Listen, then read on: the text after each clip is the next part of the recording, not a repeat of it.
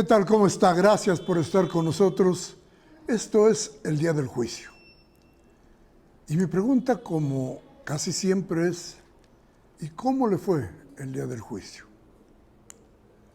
¿Esperó usted que junto a su voto hubiera el de casi 36 millones de mexicanos optando por una forma de llevar al país? ¿Se imaginó usted que eso iba a ocurrir?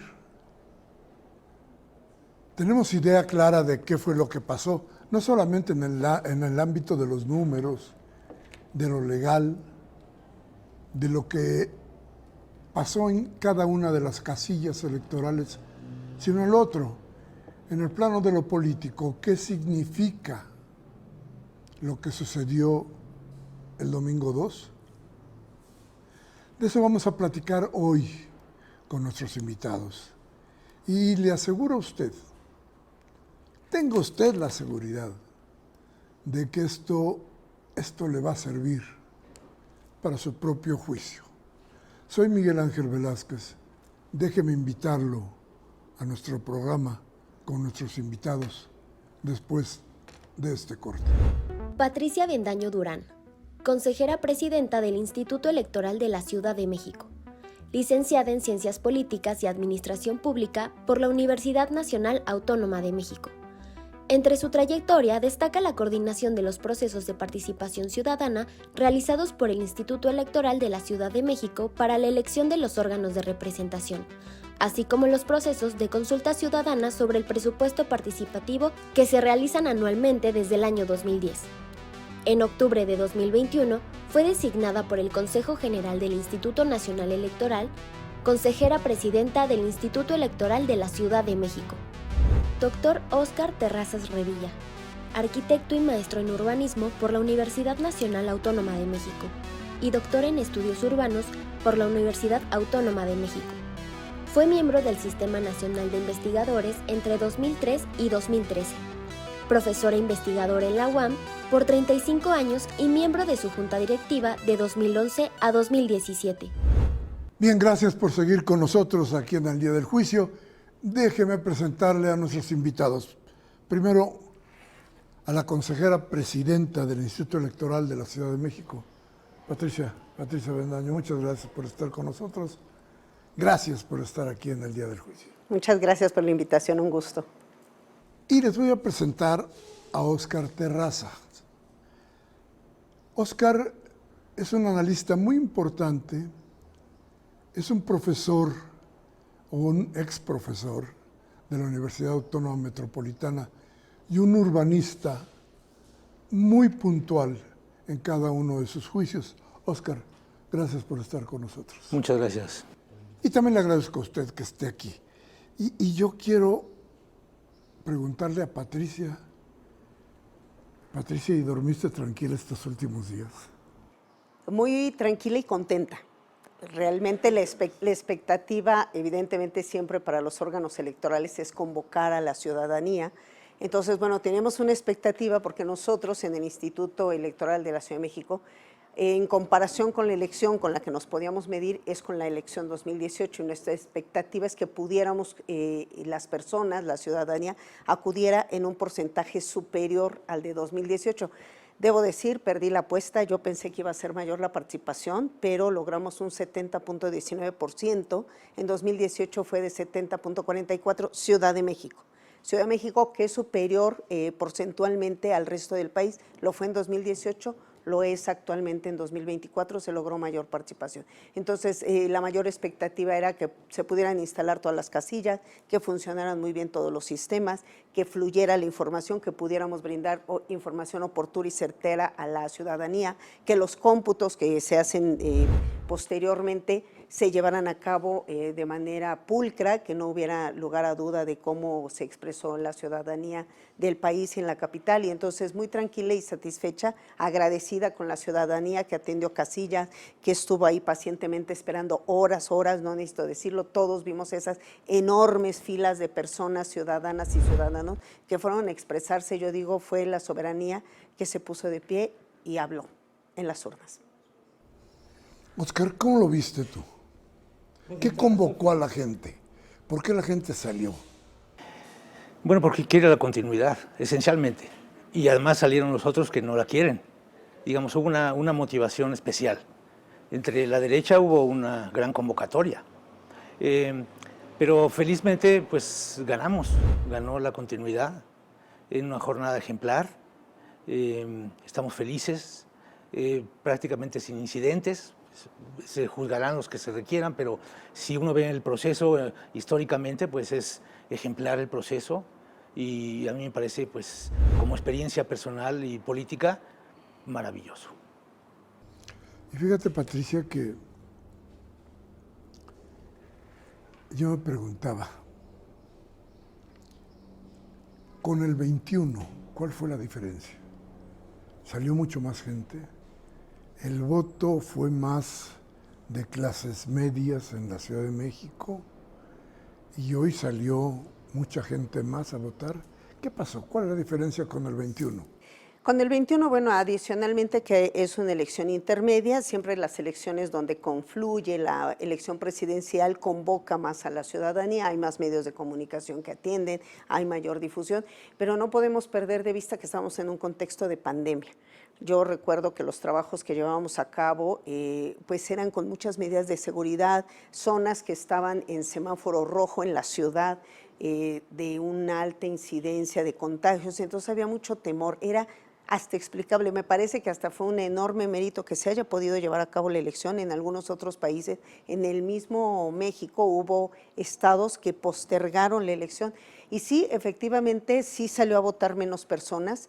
En términos generales, por la experiencia que tengo, salió a votar un grupo del electorado y otro se replegó. A ver, yo voy a hablar de una zona que yo trabajaba en esa época, que era la zona de Tlalpan. La zona de Tlalpan pues tiene, digamos, todos los niveles socioeconómicos, estratos. La zona que más votó fue, digamos, la zona más urbanizada, la zona de los pueblos, que es todo lo que está, digamos, colindando con el estado de Morelos.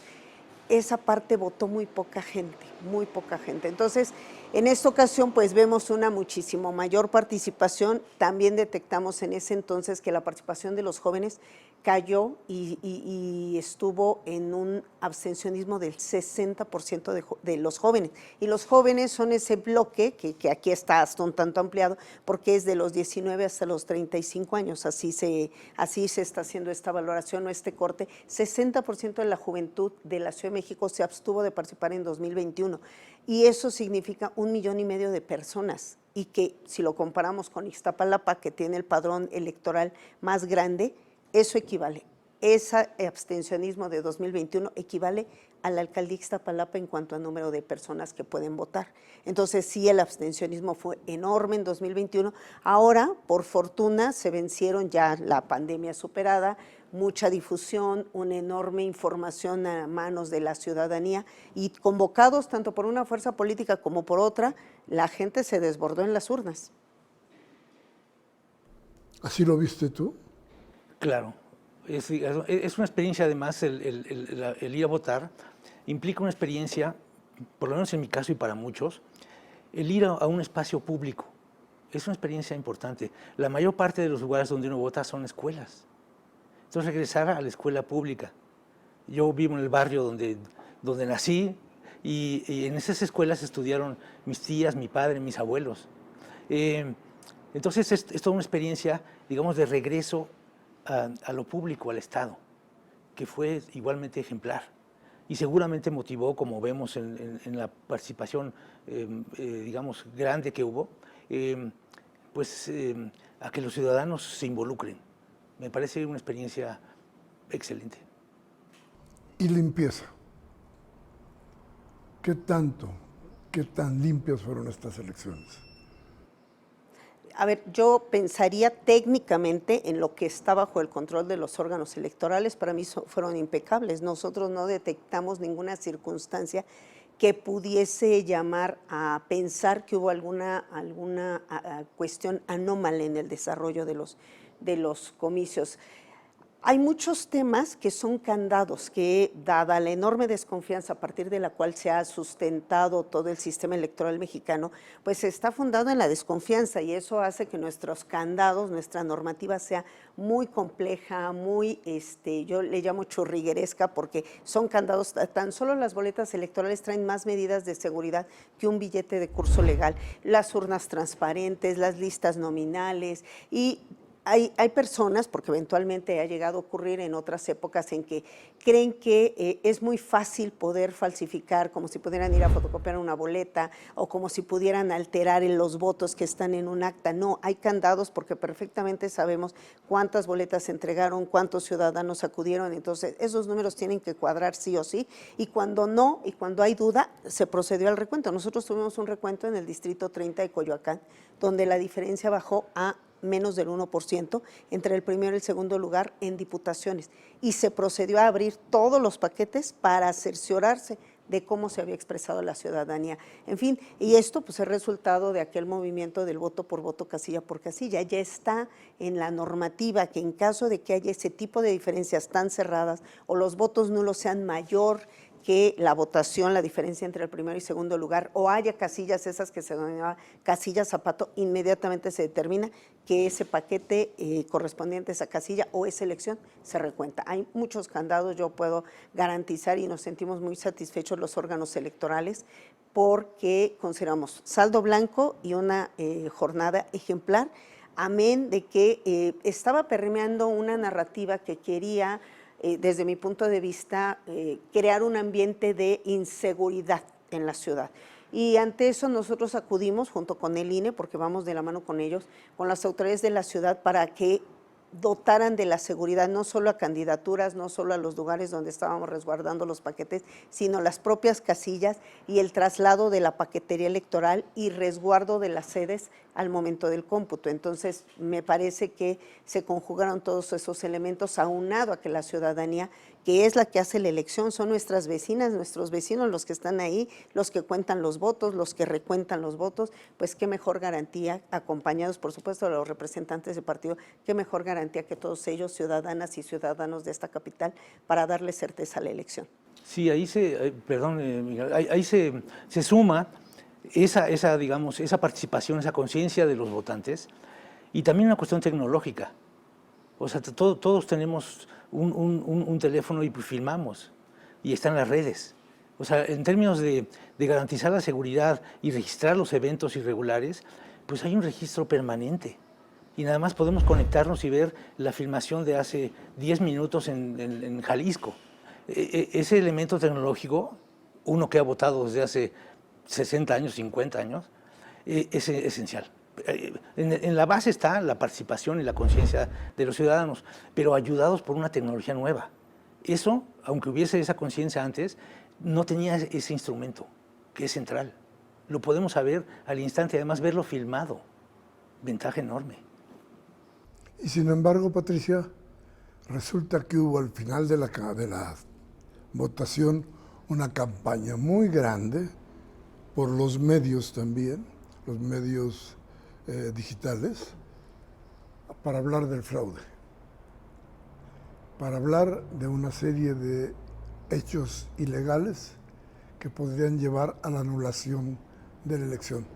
Platícanos cómo sentiste esto. Sí, lamentablemente la narrativa que crean las personas que no son favorecidas por el voto, pues es buscar, si no tienen los votos en las urnas, buscan desacreditar la elección. Hay los mecanismos para que ellos presenten, digamos, esta es la cuarta etapa de un proceso electoral, se abre toda esta etapa en que autoridades, tribunales electorales pueden revisar que la elección se haya llevado conforme a las reglas establecidas, pero no solo basta con que haya afirmaciones, tiene que haber elementos de prueba que puedan dar certeza de que lo que se está afirmando es correcto.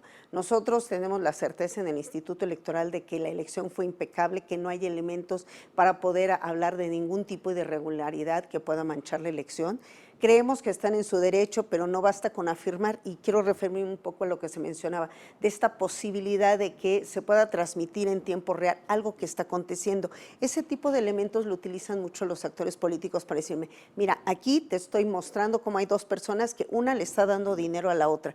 Sí, pero hay que preguntarnos en qué contexto están, cuándo fue, si efectivamente, quiénes son esas personas y si efectivamente ese intercambio de alguna billete implica una compra de voto. Y todo eso los tribunales se ponen a analizarlo en el sentido de ver si hay evidencia, o sea, un video no hace prueba plena, una foto no hace prueba plena, porque se tiene que acreditar circunstancias de modo, tiempo y lugar respecto a qué estaban haciendo, quiénes eran esas personas, y no solo basta con afirmar, aquí estamos viendo que están reunidas unas personas y están acordando que van a hacer una compra masiva del voto. Pues eso es una afirmación que no necesariamente se comprueba, tiene que haber elementos adicionales, constancias adicionales, testimonios adicionales, inclusive un acta notariada no necesariamente comprueba eso, alguien puede ir a declarar ante un notario que vio que tal persona compró un voto. Bueno, ese es su dicho, esa es su afirmación. Faltaría comprobar si efectivamente se dio el hecho y si es comprobable a través de otros elementos. Entonces,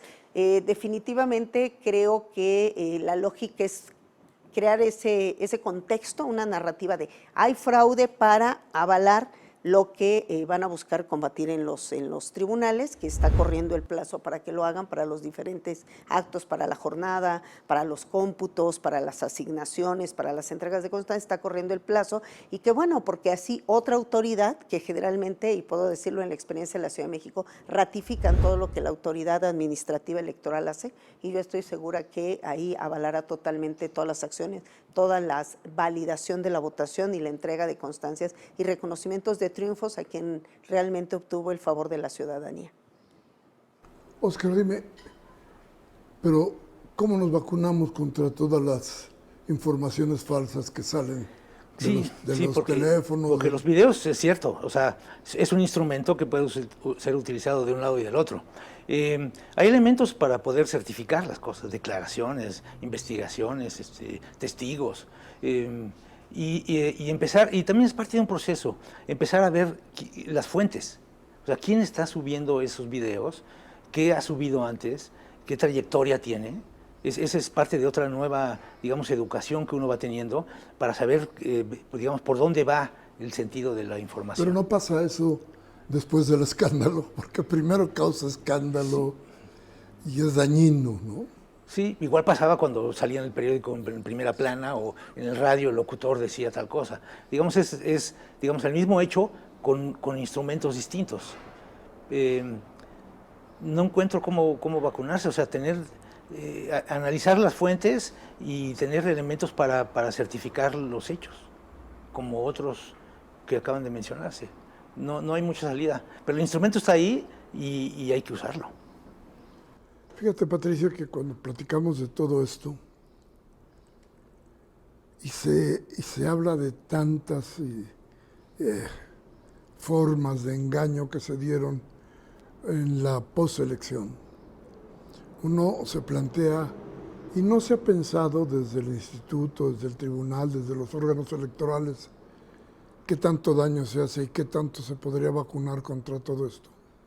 Totalmente, buscamos muchos mecanismos para blindar, por ejemplo, certificar la información que se está dando, pedimos, pero también estamos en riesgo de que, por ejemplo, ayer circuló una noticia, alguien me la mostró, que yo había posteado que me habían amenazado de muerte por el proceso que se estaba dando en el instituto. Por fortuna, mi área de comunicación social detectó que era un perfil falso y dijo, esta información es falsa, ella nunca ha declarado tal situación. Entonces, sí hay que estar muy atentos, entiendo que la ciudadanía en general no puede tener esos elementos, pero siempre la recomendación es no repliques una información de la cual no tienes la certeza, no repliques una información pues que calumnia o difama, pero bueno, eso yo creo que son principios éticos de cada persona, a veces como que la sensación es lo que vende, ¿no? El escándalo es lo que vende, entonces lo que se busca es tener total transparencia, que haya la información que fluya con certeza, para que cualquier persona pueda acudir y verificar qué información es la real. Y uno puede tener optimismo, yo creo, Patricia, Miguel Ángel. Si fuera de todopoderoso esta información, estas fake news y el narcopresidente y narcocandidata tuvieran el impacto que esperaban, no hubiera sido la votación como fue. O sea, la gente sabe cuando empieza a distinguir, el pueblo en general, cuándo es una información falsa y cuándo no. O sea, el 60% votando en contra de esa información te dice la gente está entendiendo que hay noticias falsas. Ya la sabe leer. Si no, se hubieran ido todos con la votación en contra de la continuidad. O sea, yo en ese sentido soy optimista, porque lo vemos en las votaciones. No creyeron. La mayor parte de la gente no creyó en ese mensaje. Muchos sí, digamos. Esa es una parte de los que votaron por la derecha que con un poco más de información podrían cambiar su punto de vista. Una parte de la clase media, supongo. Pero hay que ser optimistas. O sea, la gente ya lo distinguió. Y fue con su voto, a pesar de que todas las estaciones de radio, casi todas las de la televisión, muy pocos periódicos, La Jornada entre ellos, no están en esa línea de fake news. ¿Está usted escuchando? ¿Ha oído ya los puntos de vista de nuestros invitados respecto de lo que sucedió en la elección pasada? Óscar Terraza se nos ha adelantado un poco a esta parte que vamos a tratar de analizar después de un corte. ¿Qué sucedió? La gente salió a defender algo que creía que era suyo y estaba en peligro. La gente se hartó de tanto odio. Dicen que mucho veneno mata. ¿Fue esto lo que le sucedió? ¿Fue la ausencia de un proyecto de nación que planteara en verdad la derecha? ¿Fue falta de un candidato, una candidata con arrastre político para que la derecha se defendiera un tanto más? ¿Qué fue lo que sucedió? Déjeme ir al corte. Regresamos al Día del Juicio de inmediato. Gracias por seguir con nosotros aquí en el Día del Juicio. ¿Qué pasó, decíamos, con la elección? ¿Qué sucedió? ¿Por qué la gente salió tan profusamente a dar su voluntad, a hacer notar su voluntad para el gobierno que viene? ¿Pero qué pasó?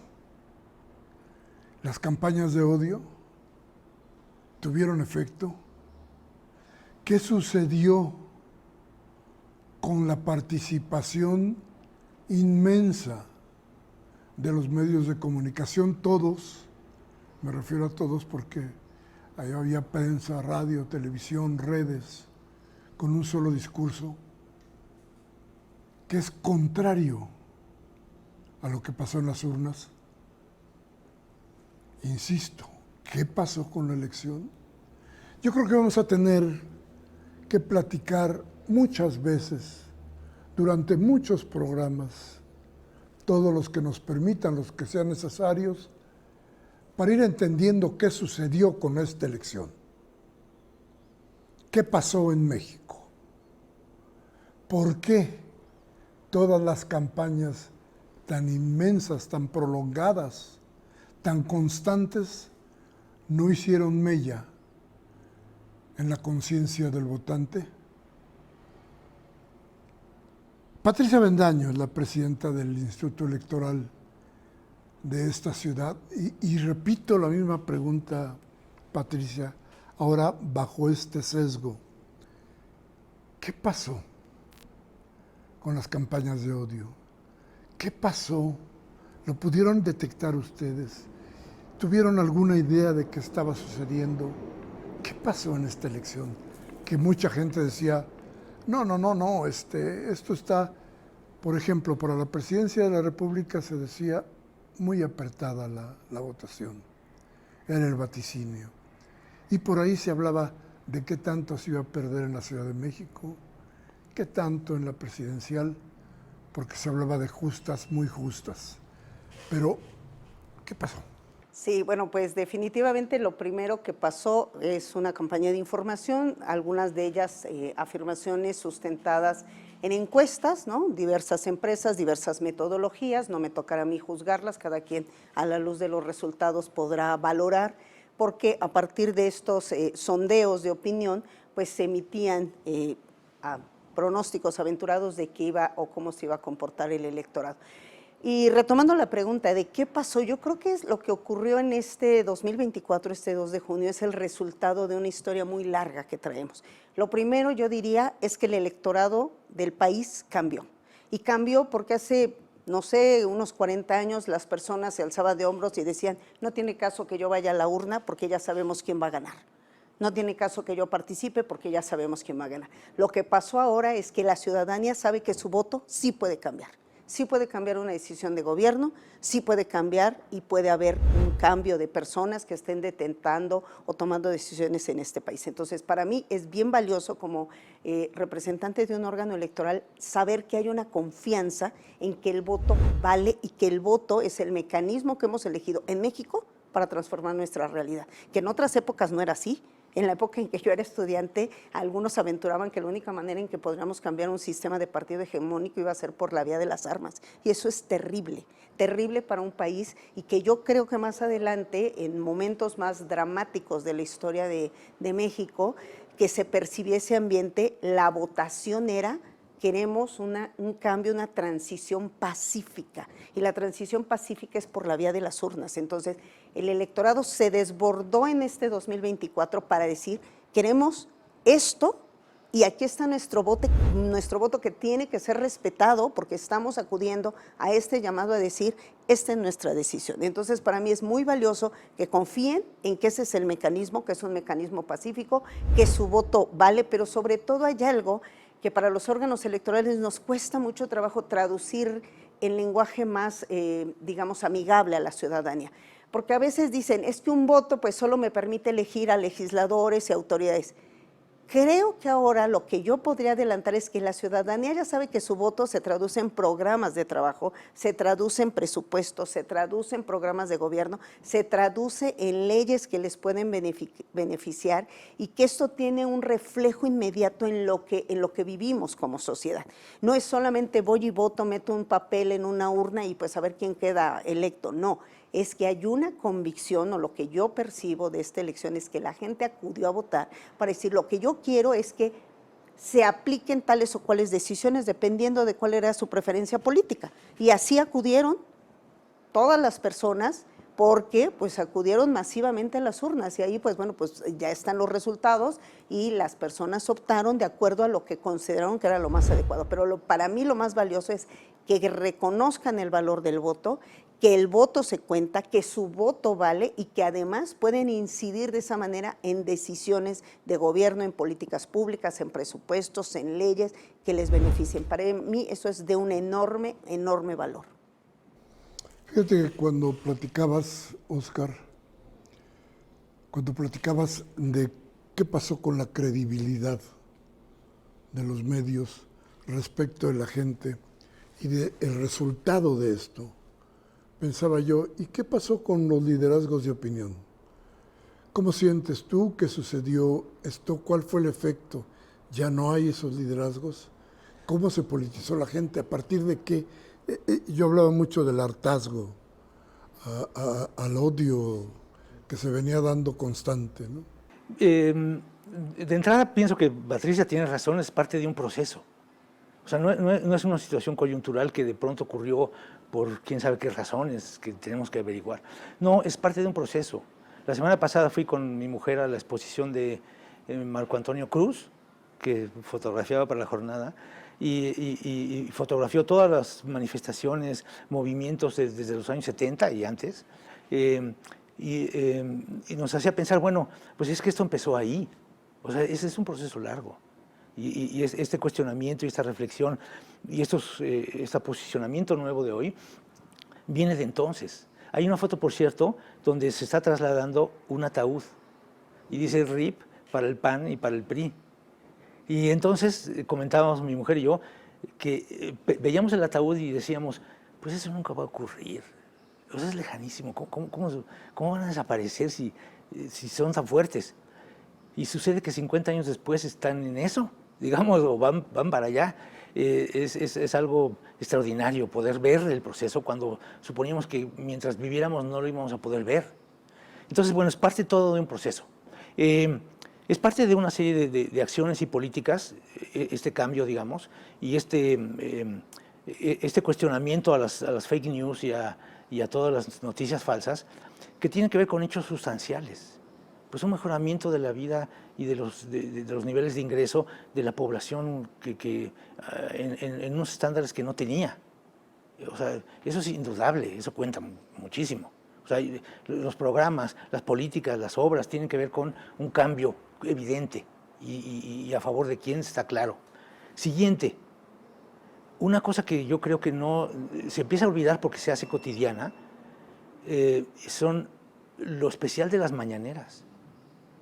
O sea, ¿qué presidente de la historia de nuestra y en el mundo sale todos los días a hablar con la gente? Ese es extraordinario. ¿Pero quién lo hace? Entonces esa presencia es una presencia que de una u otra manera, unos lo vemos muy seguido en la mañanera, otros ocasionalmente, o ven resúmenes, o en fin, cuenta muchísimo. O sea, el presidente que era lejano, que decidía qué hacer y nadie cuestionaba, desaparecer la Suprema Corte y cambiar a todos, por ejemplo, como comentábamos, y nadie decía nada. Bueno, ahora está enfrente. Eso cuenta mucho, digamos. No me refiero a que sea solo el papel de un líder, nada más, sino hay un cambio de conciencia. Pero hay una presencia grande y hay un punto de vista distinto. Imagínense que no hubieran existido las mañaneras. Pues esto sería el dominio de las fake news. Ante, digamos, salvo Internet, los youtuberos, en fin, pero la presencia de un evento histórico, clarísimo, que no, yo creo que no terminamos de admirarlo, tiene un peso importantísimo en ese cambio y en ese cuestionamiento de la andanada de noticias falsas que nos inundó y nos inunda todavía. Patricia, ¿elemento de maduración para el proceso de las mañaneras? Seguramente no le corresponde al Instituto Electoral de la Ciudad de México, en este caso toca al ámbito federal. Definitivamente vamos como un mecanismo de comunicación del gobierno.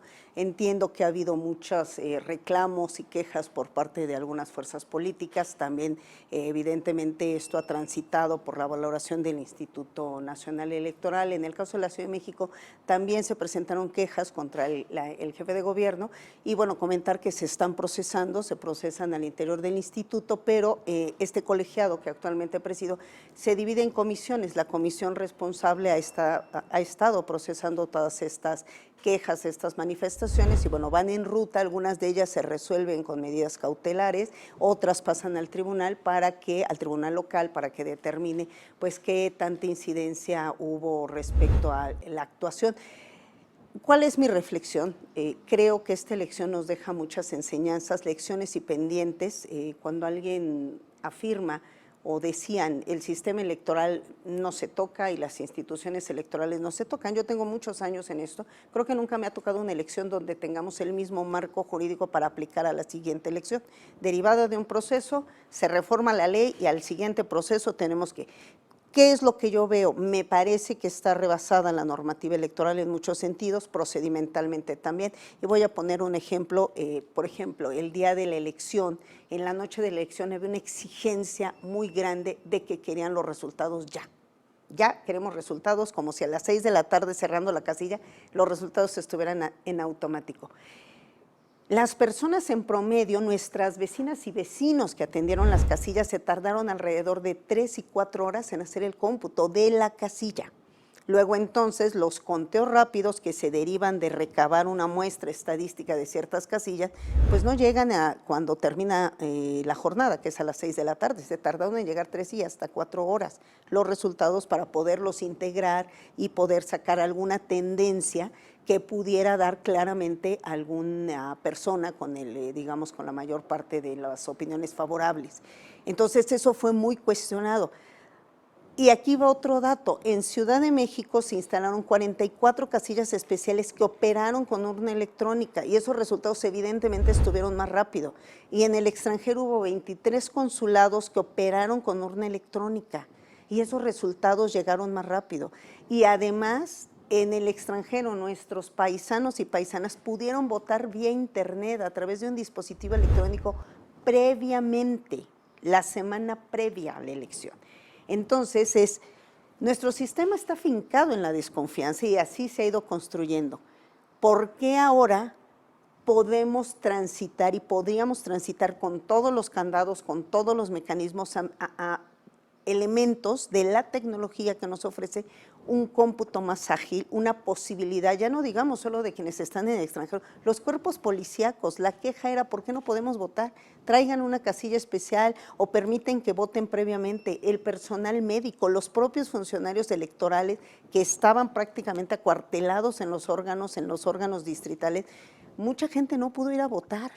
Entonces, ¿por qué si estamos brindando esa posibilidad a nuestros connacionales en el extranjero, no podemos hacer la misma garantía aquí de todas esas personas que están prestando un servicio de protección civil, de servicios médicos, porque tenemos mecanismos, si hay mecanismos, porque alguien sí puede confiar en que puede hacer una transacción electrónica vía su celular y no puede confiar en que su voto va a ser válido, va a ser contado, va a ser respetado. Y hay muchos mecanismos, porque lo que tenemos ya es inclusive con reconocimiento facial, huella, igual que cuando hacemos una transacción. Eso se empleó en esta elección solo para casillas especiales Ciudad de México y para 23 consulados en el extranjero, que se abarrotaron. Los consulados, tenemos noticias que el consulado de Madrid estaba abarrotado y solo pudieron votar 1,500 personas en cada consulado, que era el tiempo que daba para que pudiera fluir la cantidad de personas. Entonces, creo que ese es uno de los grandes pendientes. La mano la llevan los legisladores y el Instituto Nacional Electoral como autoridad rectora de todos los procesos, pero muchas lecciones y reflexiones que nos permitirían tener resultados más ágiles, más rápidos y considerando que los cómputos se hacen posteriormente. El cómputo de Ciudad de México lo iniciamos la misma noche de la elección y el INE, el cómputo oficial lo empieza el miércoles siguiente de la elección. De hecho, terminaron apenas el sábado, el domingo pasado, con los resultados oficiales. Entonces, creo que sí vale la pena hacer una reflexión en muchos sentidos, el modelo de comunicación política, las campañas, si se adelantaron, si no se adelantaron, si el Tribunal Electoral del Poder Judicial de la Federación dijo adelante, ¿no? Porque todos estos procesos, digamos, mordaza que existe para muchas personas de poder expresarse, es libertad de expresión o es uso indebido de recursos públicos, en fin, yo creo que cada uno de esos, a los medios también, pueden o no pueden hablar, pueden o no pueden entrevistar a las personas que están compitiendo, en fin, creo que ya debemos de avanzar a otro nivel, porque estamos hablando de un modelo de comunicación política 2007-2008. Estamos hablando ya de muchos años en que esto se estableció y yo creo que debemos de avanzar porque la realidad nos está rebasando. Óscar, para esto de la decisión de la gente, decías tú la importancia de las mañaneras. ¿Y qué tanto contribuyeron las noticias falsas? El odio visible y audible que se trató de inyectar, sobre todo a la cuestión de gobierno. ¿Qué tanto logró un hartazgo? ¿Qué tanto vacunó en contra a la ciudadanía? Bueno, a mí me parece, esta idea que tengo, que comento con ustedes, no tiene bases en ningún tipo de encuesta, de estadística, nada, es una opinión. Todavía no se hacen los trabajos de qué tanto, me parece, influyó directamente, salvo lo que se reflejó en los votos, esta campaña. Me parece que una parte de los que votaron por la derecha, digamos, fueron presa de esta información. O sea, a nivel personal, de gente que está cercana, nos hemos encontrado con gente hubo un impacto. O sea, y esa gente, con un poco más de información, no votaría así, estimo. O sea, de ese 28%, hay un porcentaje que votó por miedo. Y ese miedo lo tenía porque el medio en que se mueve, digamos, reproduce ese miedo y los medios de información que consulta. Eso de seremos el nuevo Venezuela. Y van a quitar las propiedades y te van a quitar tus coches, y en fin. Ahí hay un porcentaje que la experiencia que yo tengo es solamente hablando con ellos y dándoles otra información y poniendo un poco en duda lo que consultan, los pones a dudar muchísimo, porque solamente tienen una visión.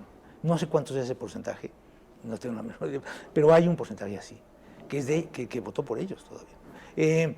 Y por el otro lado, yo o sea, pienso que digamos, además de las mañaneras, tiene que ver los hechos concretos en este cambio. Repito, digamos, lo que ya comenté. La constatación de lo que los cambios en términos de política social han tenido. Ahora que soy jubilado, viajo muchísimo en metro, mucho más que antes, y en Metrobús, en fin, y uno puede sentir cómo la gente está empoderada. Está empoderada. Eso no quiere decir que se vuelve más agresiva ni más violenta, sino sientes más seguridad.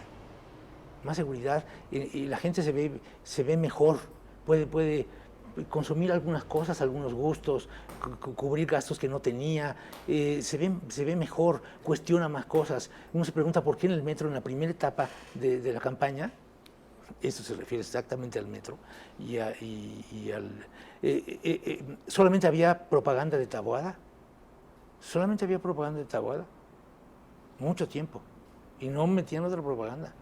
No sé por qué. No me meto más en eso, esa es otra situación, pero era evidente que la gente se enojaba y tachaba cosas, le ponía bigotes y que le quitaba, en fin. O sea, hay una posición distinta ya que se refleja en la vida cotidiana, y eso es maravilloso. A mí me parece que eso tiene que ver con este cuestionamiento de las noticias falsas y esta toma de conciencia que es cierta.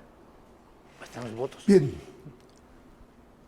creo que hemos avanzado en la idea, en la posibilidad de tener un análisis de lo que sucedió el día 2 de este mes. Pero vamos a continuar buscando más datos, más ideas que nos vayan dando el perfil del suceso social que significó la última elección, que por cierto nos traerá a la primera mujer presidenta de la República. Otro cambio innegable. Vamos a un corte, regresamos de inmediato. Gracias por seguir con nosotros aquí en el día del juicio. Y bueno, hay cosas que han cambiado. Creo que es indudable que estamos viendo otro México, de muchas maneras, de muchas formas. Al terminar este sexenio, quizá hagamos el recuento, si nos lo permiten, si podemos, de qué tanto cambió nuestro país. Y uno de los elementos fundamentales de ese cambio tendrá que ver con lo político, tendrá que ver con lo que hicimos. Y vamos a tener muchas sorpresas. Por ejemplo, déjeme recordarle que no hace mucho tiempo, casi nada, salió mucha gente a las calles, a las principales calles de esta ciudad, a gritar que el INE, el Instituto Electoral y desde luego los institutos electorales de los estados no se tocaban. Era una consigna, era la parte, yo digo, más sólida de este grupo que planteaba que el INE no podía ser movido de ninguna manera. El INE tenía que quedar exactamente como estaba. Y sin embargo, ahora, después de la elección, se empiezan a culpar a los institutos electorales, tanto el federal como el local, de lo que pasó en la elección, porque parece que ya no hay muchas otras salidas. Y tú debes de estar y recibir muchas de esas quejas y muchos de esos golpes, de ese golpeteo, de ahora sí tocamos el INE. Antes no se podía, hace un par de meses no se podía, no se debía tocar al INE. El Instituto Electoral de la Ciudad de México menos. Entonces era así como que, ¿qué pasó? ¿Qué sucedió? Ahora ustedes son los culpables. Claro, eso no es nuevo, de verdad se los digo, ¿eh? Yo tengo ya muchos años en lo electoral y desde cualquier posición que he ocupado en la materia electoral, sabemos que el árbitro siempre es cuestionado cuando los resultados no son favorables. Realmente no es que estemos blindados, a veces los ataques son más virulentos, inclusive ha habido fuerzas políticas que se han atrevido a decirnos que existimos gracias a ellos. Lo cual, por supuesto, pues en alguna ocasión, en alguna sesión de consejo, yo les dije, no, perdón, esto es un triunfo de la ciudadanía, de la gente que exigió elecciones limpias, elecciones certeras. Los órganos electorales existen no gracias a un partido, existen gracias a una exigencia ciudadana, órganos autónomos, pero evidentemente también estamos claros que cuando en la elección los resultados no son favorables, pues se trata de desprestigiar al árbitro. Y bueno, pues por fortuna, yo siempre digo, hay una siguiente instancia. ¿Qué pasa si alguien no está de acuerdo, considera que hubo alguna situación que le agravia, que durante el proceso, durante la campaña, durante la jornada, durante los cómputos, no está de acuerdo? Pues puede acudir a los tribunales, y hay 3 instancias o 4, dependiendo de la gravedad, en que pueden ir presentando sus quejas y obviamente tendrán que presentar los elementos que acrediten lo que están señalando. No basta solamente con llegar a hacer una afirmación de que hubo un fraude o de que se manipularon los datos. No, todo se busca con la mayor transparencia y ellos están en todo su derecho de señalar lo que conceden, como dicen los abogados, lo que a su derecho convenga, y serán los tribunales lo que validen. Nunca me ha tocado, ni cuando era yo presidenta del Consejo Distrital, que lo fui durante 22 años, nunca ningún partido político cuestionó mi actuación por aquello de que de pronto dice, no, bueno, tiene cierta tendencia. La última elección que presidí en un órgano electoral distrital, pues ganó una fuerza política distinta a las que ahora están en esa misma zona como triunfadores. Entonces creo que todas quienes nos desempeñamos en el ámbito electoral sabemos que cuando el partido se pone intenso, pues al árbitro también le tocan algunos golpes, ¿no? Más allá de goles de los que se logren anotar. Entonces estamos preparados realmente, los procesos son sólidos, los atendimos puntualmente, yo siempre digo, con la ley en la mano, ahí está la normativa, y podrá haber diversas valoraciones de los contendientes, los tendrán que hacer valer en otro momento, porque este momento ya pasó, donde hubo necesidad de recuentos, que eso no existía, durante mucho tiempo no existió. Posterior a 2006 se incorporó en la ley los recuentos voto por voto, se hicieron.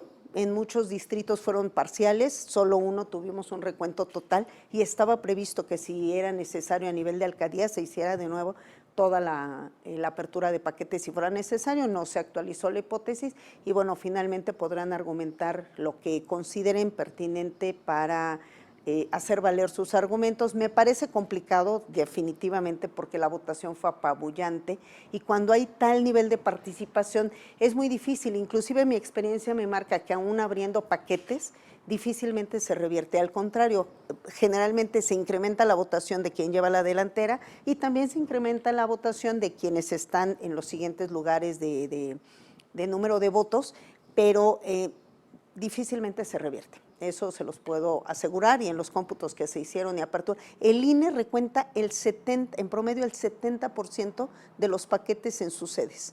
Vuelven a abrir la paquetería y, por poner un ejemplo, en la elección federal yo observé que los primeros números que se daban hablaba de 30 millones de votos y se elevaron a 35. ¿No? De la contendiente que obtuvo la mayor votación. Entonces, yo estoy segura que si una situación así, que no hay elementos, la ley prevé en qué momento se puede hacer un recuento total, no hay elementos, lo que se pudo recontar se recontó con bases en esos supuestos, pero si se hubiese dado el caso, a mí me parece que hubiera sido un escenario similar al de lo federal. A ver, Óscar, pero hubo todo un momento en el que en las redes, y únicamente en las redes, se culpó al INE de la elección. Se culpó al INE de la voluntad de la gente. ¿Qué pasa? Aquí, bueno, tiene que ver Dije el INE, sí. el Instituto Electoral de la Ciudad de México, el INE, en fin. Tiene que ver como decía Patricia, con intereses, digamos, políticos particulares. Digamos, yo invitaría a ver esto otra vez como un proceso. O sea, el proceso de votación y la importancia del voto la organización que tenemos ahora para contar los votos y para validar todo ese proceso es muy alta. O sea, funciona muy bien. Estos procedimientos que Patricia nos ha descrito, pues hablan de un proceso muy bien estudiado. O sea, los votos valen. Y esto es parte de un proceso porque, por ejemplo, cuando tú y yo nacimos, Miguel Ángel, las mujeres no votaban. ¿No? Y si nos vamos para atrás, no votaban todas las personas, solamente los propietarios. Digamos, ha ido avanzando y no se votaban todos los puestos. Bueno, no se votaba el rey. Y ahora se votan el legislativo y el ejecutivo. Es muy razonable que también se vote el judicial y muchas más cosas se voten. O sea, el que no se voten y se decidan de otra manera, yo formé parte, por ejemplo, de la Junta Directiva de la UAM y ahí no se vota. Los 9 miembros de la Junta decidíamos, nosotros 9, solitos. Digamos, lo cual es una gran injusticia. Pero así funcionan las principales universidades públicas del país, con una junta de distinguidos. De notables. De notables, sí, sí. Que me parece totalmente rebasado el proceso. Porque no se creen los votos. ¿Cómo van a valer el mismo un voto de un estudiante que acaba de ingresar, de uno de posgrado? Pues el mismo. Pues hay que tener confianza en toda la gente, somos iguales. Entonces, yo pienso que esto de cuestionar al juez tiene que ver más con un sentido político que con una crítica al quehacer de los órganos electorales que en esta jornada han demostrado solvencia total, digamos, salvo algunos ejemplos que no sabemos todos, pero son mínimos, solvencia total en el sistema electoral que hemos diseñado y que, claro, es perfectible, pero confianza. Y fíjate, Patricia, que esa voluntad popular expresada en el voto quiere decir también un cambio en los órganos electorales. Eso es importantísimo. Sí deben cambiar, sí se puede tocar, sí se debe tocar a los institutos electorales. Fíjate que se estaba mencionando algo bien importante respecto a esta posibilidad de elegir, de que las mujeres no teníamos el voto hace muchos años, llegamos tarde o en México se incorporó tarde y ahora, bueno, la trascendencia de que las mujeres tengamos esa posibilidad es sumamente importante. Y en Ciudad de México no podíamos elegir a nuestras autoridades, ¿no? Qué ironía, éramos ciudadanos de a medias, éramos ciudadanos con derechos político-electorales muchos. Y hubo una gran exigencia, qué bueno que esta ciudad y que en sus primeras elecciones se paró y dijo, aquí estamos y ahora podemos elegir jefatura de gobierno, nuestras alcaldes y alcaldesas, nuestro congreso que no existía y esta figura que son concejalías. ¿Por qué yo digo que sí se toca y por qué hago todo este contexto? A ver, porque este instituto que yo presido tiene 25 años y desde que yo llegué ahí por un concurso de oposición a ocupar algunos de los lugares que se estaban postulando, en los que yo me postulé, siempre he visto que la legislación se ha modificado y además este instituto cada año se discutía la necesidad de su permanencia y de verdad que el servicio civil de carrera que existe en este instituto siempre, ya hacemos la broma, digamos interna diciendo hasta que la reforma nos alcance y la reforma a lo mejor nos puede alcanzar, pero entonces nosotros tendremos la certeza de que probablemente ya se habrá transitado a un modelo que a lo mejor no requiera que haya un árbitro que esté tan vigilante de las situaciones. A lo mejor ese va a ser el nirvana de lo electoral, de que no va a requerir que haya funcionarios en una casilla, que no haya boletas con tantas medidas, que no haya jueces y ciudadanos incorporados vigilando la votación, que no existe eso. Habremos llegado al momento que se transite eso, pues la ciudadanía lo tendrá que valorar, los legisladores lo tendrán que determinar, pero lo que es una verdad incuestionable es que cada año, después de cada proceso, se valora el desempeño de los órganos, se modifican las leyes, se tratan de incorporar adecuaciones, que debemos nosotros de adecuarnos legislativamente y a través de estos órganos electorales a la nueva realidad del país, porque hay muchos cuestionamientos respecto a que tanta, ya lo mencionábamos, a que si debemos de seguir estando en un esquema de votación presencial con estas boletas o podemos transitar otro, dependerá de cada realidad de las distintas regiones de México, pero lo que sí creo es que este proceso nos deja lecciones y reflexiones muy importantes que no podemos dejar de lado y no podemos seguir anclados a un modelo que se empezó a gestar en el siglo pasado, que no tiene mucho, pero ya es siglo pasado, los primovotantes ya no nacieron en el siglo pasado, quienes cumplieron 18 años nacieron este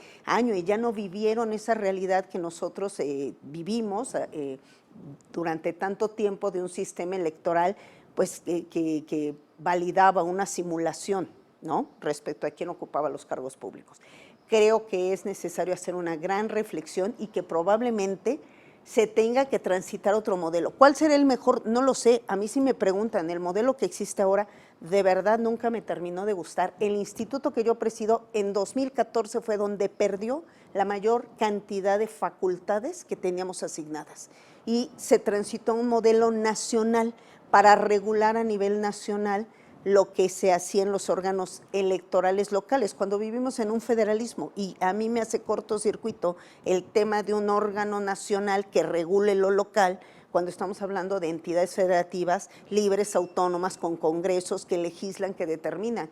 Y yo podría decirles que en muchos sentidos el instituto se vio limitado porque tenemos que ajustarnos a la normativa que existe a nivel federal, que me parece que puede ser favorable para homologar procesos, pero que en otros casos, como el del instituto que yo presido, resultó un dique para seguir avanzando, porque, por ejemplo, nosotros desde hace más de 10 años estamos aplicando el voto electrónico en procesos participativos, ahí sí tenemos libertad de hacerlo.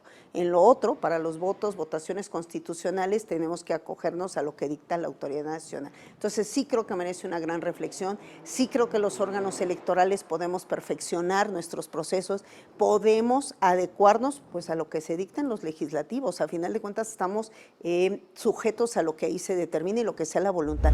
¿Cuál será lo mejor? Con lo que la ciudadanía se sienta satisfecha, segura, tenga certeza, brinde garantías. Yo creo que podemos transitar y creo, y de verdad lo digo con plena convicción, durante, ahora sí que mis 25 años de colaborar en esta institución, me dicen, nosotros nos hemos tenido que reinventar como institución durante 25 años. Cada proceso tenemos que reinventarnos para hacer las cosas de acuerdo a lo que la normativa nos marca. Es decir, ¿estás de acuerdo que requiere con la ciudadanía de que se requiere el cambio? Definitivamente no somos estáticos. Tiene que haber una modificación de procedimientos, de garantías y en todos los sentidos. El sistema electoral abarca a los actores políticos, a los partidos, a las instituciones, el modelo de comunicación política, la manera en que se procesan los votos, la manera en que se instrumenta. Yo creo que tendrá que haber una gran reflexión. Ese es mi punto de vista. No podemos ser estáticos ante una realidad que nos está rebasando. Óscar, ¿tenemos más confianza en nuestros institutos electorales? Sí, yo digo que sí. Comparados con hace 40, 50 años, cuando los procesos los hacía dentro de la Secretaría de Gobernación, pues sí, muchísimo. Y además, con todo lo que se ha avanzado, es un avance social, no es un avance de unos cuantos. El perfeccionamiento de los órganos, la reglamentación, las normas, todos los cuidados que se tienen para la votación. Y por los resultados de esta jornada, mi respuesta es sí, podemos confiar. Porque la gente está urgiendo ese cambio. Entre otras cosas, se votó para eso. Sí, sí. O sea, digamos, en el proceso y en la forma de la votación estoy totalmente de acuerdo, y en las instituciones actuales de acuerdo. ¿Son mejorables, como Patricia comenta? Claro que sí. Y yo estoy de acuerdo en las 20 iniciativas y las más que vengan, que se discutan y se echen a andar, totalmente de acuerdo. Y a final de cuentas, Patricia, salieron bien las elecciones. Totalmente. Totalmente. Ciudad de México, yo hablo Ciudad de México, es la realidad que conozco, que viví, lo que nosotros estuvimos dando seguimiento, por supuesto, sí hay ventanas de oportunidad. Yo resumo, lecciones y reflexiones de este proceso y por supuesto siempre poniendo a disposición de quienes tomen las decisiones, porque no dependen de nosotros, de que escuchen la parte técnica. Nosotros somos la parte técnica del proceso y podemos aportar muchos elementos respecto a lo que detectamos, cuáles son las partes que se pueden mejorar, de qué manera se podría hacer más eficiente, más certero, facilitar más las cosas a las personas para que pueda, pues, garantía de la voluntad ciudadana, pues sea la que se imponga, no la voluntad de, vamos, porque en ellos está esta decisión. Entonces nosotros nos debemos a la ciudadanía y es la garantía de tener gobiernos legalmente constituidos y con la legitimidad necesaria que garanticen la gobernabilidad no solo de la ciudad, sino del país. Certeza, digamos. Tenemos la certeza de que hoy las autoridades, los organismos encargados de la elección, están dándonos certeza de los triunfos y las derrotas. Sí, tenemos certeza, es claro. Digamos, podemos comparar igual históricamente. El hecho de que este sea un cambio importante, trascendental, sin las armas, solamente por los votos, pues nos demuestra que estamos preparados para hacer ese cambio y que las instituciones que tenemos son adecuadas para hacerlo. Habría que ver cuándo se pensó eso hace un tiempo. Pues Madero lo pensó. Madero pensó que podían por los votos cambiar y no era el momento, ya, equivocado. 100 años después ya lo podemos hacer y está evidenciado que es posible. Certeza. Bien, usted ha escuchado en la voz de nuestros invitados parte de lo que tenemos en este México de hoy. En este México que, se quiera o no, ha sufrido una revolución, una incruenta, pero que nos ha permitido tener una mejor forma de convivencia unos con otros. Por eso hoy le doy las gracias, desde luego, a Óscar Terrazas, urbanista importante de nuestra ciudad, analista de lo político. Gracias, Óscar, por poder estar con nosotros. Gracias, Miguel Ángel. Y a Patricia Avendaño, que le agradezco muchísimo sus conceptos, sus ideas. Una mujer sin miedo, que también clama por los cambios que haga mejor nuestra sociedad. Muchas gracias, Patricia. Gracias, la honrada soy yo. Y gracias a usted que ha estado con nosotros aquí en el día del juicio. Se lo agradezco y espero que en la próxima volvamos a estar juntos. Nos vemos.